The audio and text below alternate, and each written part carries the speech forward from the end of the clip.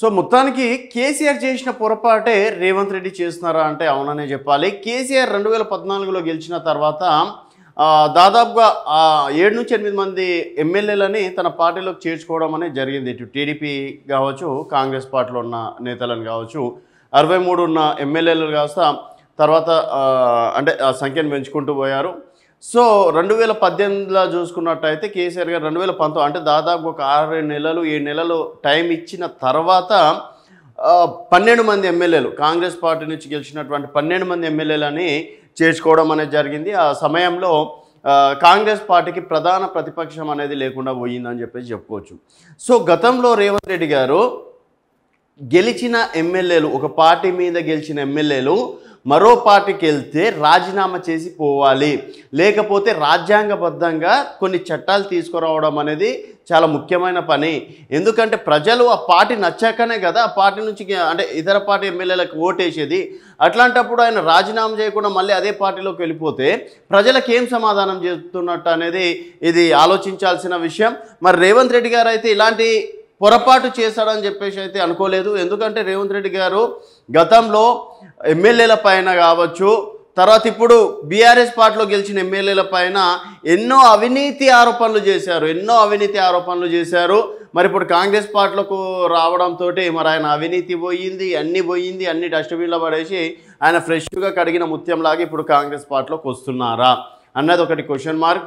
తర్వాత మరి ఆయన మీద చేసిన వాక్యాలు కావచ్చు, కామెంట్లు కావచ్చు, మరి అవేమైపోయినాయి అనేది చూడాలి.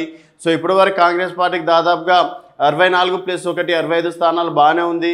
100 రోజుల పరిపాలన కూడా బాగానే ఉంది.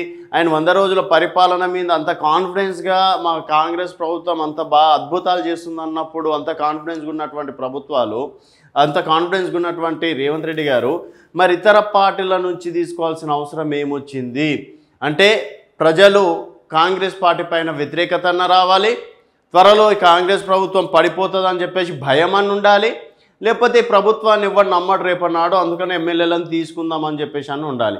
సో రాజకీయ కక్ష సాధింపు చర్యలు ఉండవు మా ప్రభుత్వంలో అని చెప్తూనే మరి ఇతర పార్టీ నుంచి ఎమ్మెల్యేలను తీసుకోవాల్సిన అవసరం ఏముంది?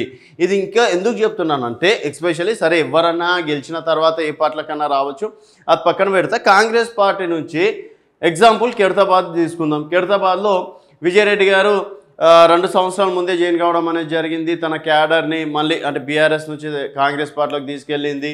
తర్వాత అక్కడ కాంగ్రెస్ పార్టీ కోసం 2 సంవత్సరాల నుంచి తను గ్రౌండ్ వర్క్ చేసుకోవడం, ఓకే, గెలవడం కోసం ఎంతో కష్టపడింది. తర్వాత దానం నాగేందర్ గారు గెలిచారు. ఇప్పుడు ప్రోటోకాల్ ప్రకారం ఎవరికి ప్రిఫరెన్స్ ఉంటుంది? సో అంటే ఎమ్మెల్యే కాబట్టి దానం నాగేందర్ గారికి ప్రిఫరెన్స్ ఉంటుంది. మరి విజయరెడ్డి లాంటి వాళ్ళ పరిస్థితి ఏంటి? ఎగ్జాంపుల్ మళ్ళీ ఇప్పుడు చెవెళ్ళ అంటున్నారు, రాజేంద్రనగర్ ఎమ్మెల్యేలు అంటున్నారు, తర్వాత దుబ్బాకి ఎమ్మెల్యే అంటున్నారు, ఇట్లా రకరకాలుగా ఎమ్మెల్యేలు అంటున్నారు కదా. సో ఎమ్మెల్యేలు వస్తే మళ్ళీ కాంగ్రెస్ పార్టీ నుంచి పోటీ చేసిన వారి పరిస్థితి ఏంటి? మరి వీళ్ళకి ఇచ్చినంత ప్రాధాన్యత వాళ్ళకు ఉంటుందని చెప్పేసి అనుకోవచ్చా? సో గతంలో ఇదే పొరపాటు కేసీఆర్ చేసి ఓడిపోవడం అనేది జరిగింది. మరి ప్రజలు మరి కాంగ్రెస్ పార్టీకి అదే రకంగా శిక్ష ఇస్తారా అనేది చూడాలి.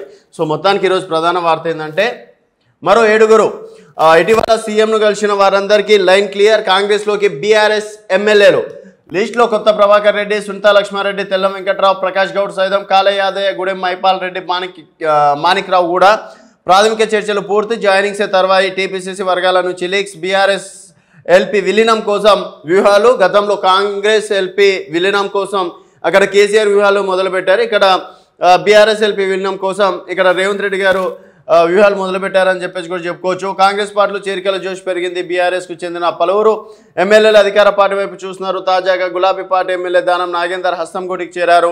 అదే పార్టీలో మరో 7 ఎమ్మెల్యేలు రెడీ అయినట్టు కూడా పార్టీలో చర్చలు జరుగుతున్నది. ఇప్పటికే సీఎం రేవంత్ స్పెషల్ టీంతో వారి ప్రాథమిక చర్చలు కూడా పూర్తయ్యాయి. ఇక చేరిక మాత్రమే మిగిలింది. కాంగ్రెస్లో చేరుతున్న ఎమ్మెల్యే దానం నాగేందర్. కాంగ్రెస్ గూటికి ఎమ్మెల్యే దానం. సికింద్రాబాద్ ఎంపీ బరిలో నిలిచే ఛాయిస్. ఎంపీ రంజిత్ రెడ్డి సైతం చేరిక. చివెళ్ళ పార్లమెంట్ బరిలో నిలిచే అవకాశం అని చెప్పేసి అన్నారు. మరి సునీత మహేందర్ రెడ్డి పరిస్థితి ఏంటి? వారికి టికెట్ కేటాయించి మళ్ళీ చివరి నిమిషంలో ఆపారు. కేవలం రంజిత్ రెడ్డి కోసమేనా అని చెప్పేసి కూడా చూసుకోవాలి.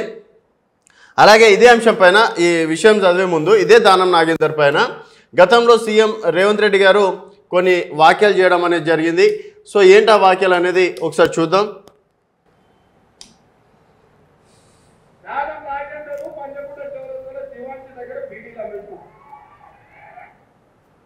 సో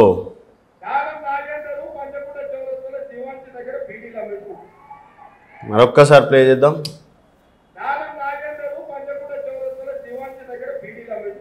సో మరి అదే దానం నాగేందర్ గారు దివాన్ చౌరస్తాలో పంజాగుట్టలో బీడీలు అమ్ముకునే వ్యక్తిని మరి కాంగ్రెస్ పార్టీ రెడ్ కార్పెట్ వేసి ఎందుకు చేర్చుకున్నది అనేది కూడా దానికి కూడా సమాధానం ఇస్తే బాగుంటుంది.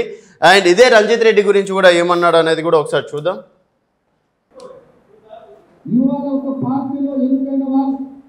రాజీనామా చేయకుండా ఇంకొక పార్టీలో ఫిరాయిస్తే హత్యలు అత్యాచారాలు చేసిన వాళ్ళకి ఎంత కఠినమైన శిక్షలు అమలు చేస్తున్నారో ఊరిపీసే విధానాన్ని ఈరోజు రాజ్యాంగంలో సవరణ తీసుకురావాల్సిన పరిస్థితులు ఉన్నాయి. ఏ కోశాన కూడా ఒక పార్టీ సింబల్ మీద ఎన్నికైన ప్రజాప్రతినిధి పార్టీ మారితే మరు క్షణమే వారి సభ్యత్వం రద్దు చేసే విధంగా రాజ్యాంగ సవరణ తీసుకురావాల్సిన అవసరం ఉన్నది. సో ఇదే రేవంత్ రెడ్డి గారు ఒక పార్టీ నుంచి మరొక పార్టీలోకి వెళ్తే అత్యాచారాలు చేసినటువంటి వ్యక్తికి ఎంత కఠినాగార శిక్షలు విధిస్తారో మరి అంతే కఠినాగార శిక్షలు విధించాలని చెప్పేసి అన్నారు కదా. మరి ఇప్పుడు వచ్చే ఎమ్మెల్యేల పైన అదే కఠినాగార శిక్షలు విధిద్దామా? అండ్ రాజకీయ పరంగా రాజ్యాంగాన్ని కూడా మార్చాలి, కొన్ని చట్టాలు కూడా తీసుకురావాలని చెప్పేసి అన్నారు. మరి వీళ్ళ కోసం ఎలాంటి చట్టాలు తీసుకురావాలి? సో గెలిచిన తర్వాత ఓడిలింగన్న, ఓడిపోయిన తర్వాత బోడిలింగన్న అని చెప్పేసి ఏదో సామెత ఉన్నట్టు కూడా మరి రేవంత్ రెడ్డి గారు చేస్తున్నారు. కాకపోతే ఇంత త్వరగా కేవలం గెలిచిన 100 రోజుల్లోనే ఇంత త్వరగా కూడా గతంలో కేసీఆర్ గారు కూడా తీసుకోలేదు అని చెప్పేసి చెప్పుకోవచ్చు. మరి ఇంత ఫాస్ట్గా తీసుకోవాల్సిన అవసరం ఏముంది? కేవలం ఎన్నికల స్టంటేనా అని చెప్పేసి కూడా ఈ సందర్భంగా అనుకోవచ్చు. సో అదొక వీడియో. ప్లస్ ఇదే దానం నాగేందర్ గారి గురించి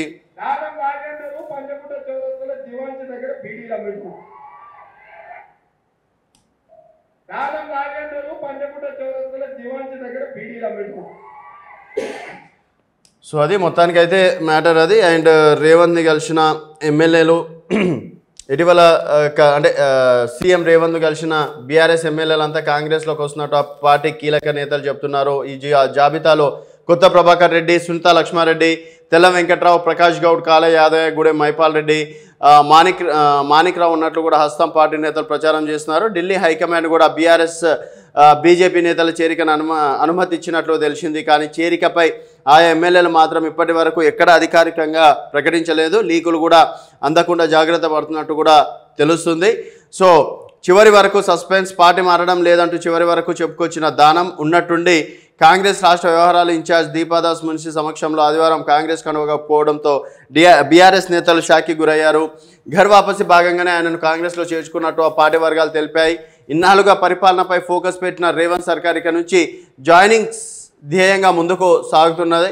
పార్లమెంట్ ఎన్నికలు పూర్తయ్యే వరకు ఇదే విధానం కొనసాగుతున్నదని, జాయినింగ్స్పై చర్చల కోసం సీఎం రేవంత్ ఏర్పాటు చేసిన ప్రత్యేక టీం ఇదే పనిలో నిమగ్నమైంది. ప్రతిరోజు కీలక నేతలు పార్టీ బలోపేతం కోసం కృషి చేసే నాయకుల కదలికపై ఈ టీం దృష్టి సారించింది. బీఆర్ఎస్ బీజేపీపై అసంతృప్తి వ్యక్తం పరిచిన నాయకుల్లో వెంటనే చర్చలు జరిపి పార్టీలోకి లాగేస్తుంది. తాజాగా మాజీ ఎంపీ జితేందర్ రెడ్డి, బొంతు రామ్మోహన్ ఫ్యామిలీ, అలాగే పట్నం సునీత మహేందర్ రెడ్డి, ఎంపీలు రంజిత్ రెడ్డి, పసునూరి దయాకర్ తదితర నేతలు పార్టీలోకి తీసుకొచ్చేందుకు సీఎం పొలిటికల్ అఫైర్స్ టీం తీవ్రంగా శ్రమిస్తుంది.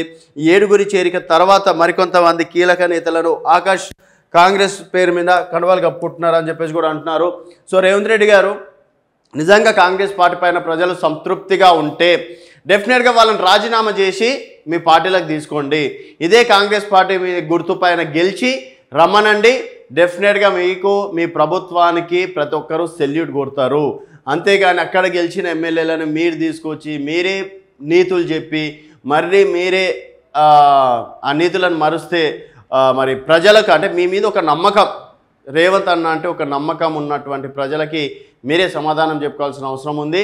సో రాజీనామా చేసి డెఫినెట్గా కాంగ్రెస్ పార్టీ ఇంత అద్భుతంగా పరిపాలన చేస్తుంది కదా, 100 రోజులు విజయవంతంగా అయ్యింది కదా, ద బెస్ట్ సీఎంగా రేవంత్ రెడ్డి గారు మీరు ఉన్నారు కదా. సో డెఫినెట్గా వాళ్ళని తీసుకునే ముందు కాంగ్రెస్ పార్టీ గుర్తు పైన పోటీ చేయించి కాంగ్రెస్ పార్టీలోకి తీసుకొస్తే చాలా చాలా చాలా బాగుంటుంది. ప్రజలకు మీ మీద విశ్వాసం ఇంకా పెరుగుతుంది. కాంగ్రెస్ పార్టీ 10 సంవత్సరాలకి 20 సంవత్సరాల వరకు చెక్కు చెదరదు అని చెప్పేసి కూడా ఈ సందర్భంగా చెప్పుకోవచ్చు. ఆయన కాంగ్రెస్ పార్టీలో తీసుకున్నటువంటి అంటే రీసెంట్గా వరంగల్ ఎంపీని జాయిన్ చేసుకున్నారు, చెవెళ్ళ ఎంపీ రంజిత్ రెడ్డిని, ఇప్పుడు దానం నాగేందర్ని కూడా జాయిన్ చేసుకోవడం పైన మీ అభిప్రాయాలని కింద కామెంట్ రూపంలో తెలియజేయండి.